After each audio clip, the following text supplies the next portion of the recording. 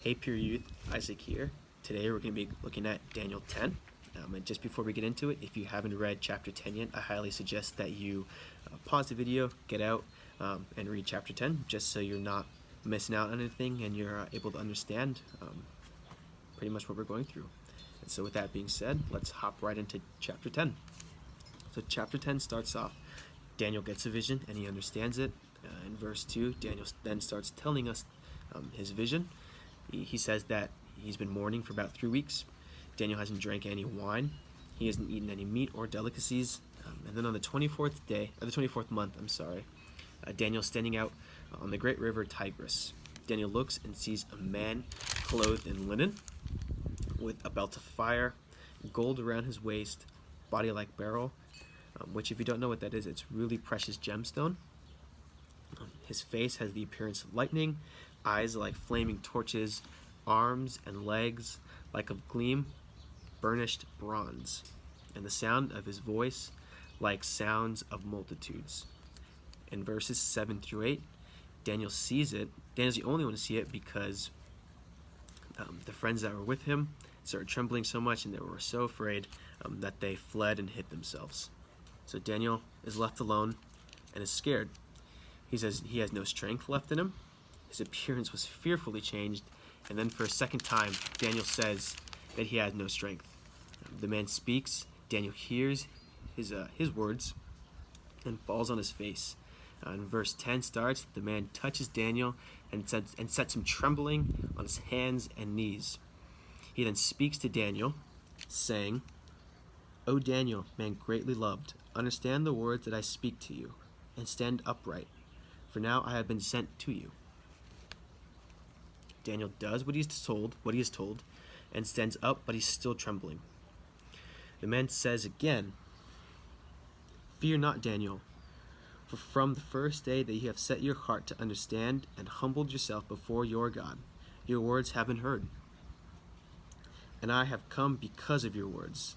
The prince of the kingdom of Persia withstood me 21 days, but Michael, one of the chief princes, came to help me, for I was left there with the king of Persia, and came to make you understand what is to happen to your people in the latter days. For the vision is for days yet to come."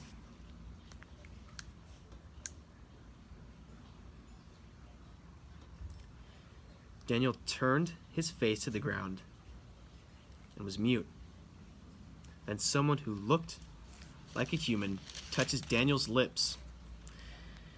Then Daniel speaks in verse 16, saying he got pain from visions and still has not recovered strength from earlier. In 18, someone again who looks like a man touches Daniel, and immediately Daniel is strengthened. The person says, "Fear not, peace be with you. Be strong and of good courage." And instantly, Daniel gets better.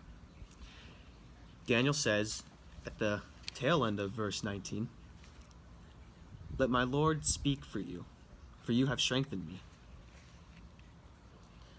And then after that, the man says he will leave to fight the prince of Persia, and then the prince of Greece, will come. And then the man also says, "What is in the book of truth, none who contends by my side against these events, except Michael, your prince." So that's chapter 10. I'm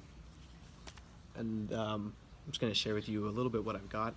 I really liked when the person said pretty much, have courage, and be strong, and do not be afraid. Peace be with you. I think with the times that we're living in right now, with all this, coronavirus and stuff like that, and especially with the news, it's really easy for us to be scared and frightened. But as Christians, we have to remember that God is in control, that God is the one in charge. He's protecting all of us. And so we shouldn't be afraid because God's at the helm. He's in charge, and He's watching over us. So that's my little take on what I got in Daniel 10. I hope you guys were able to read along.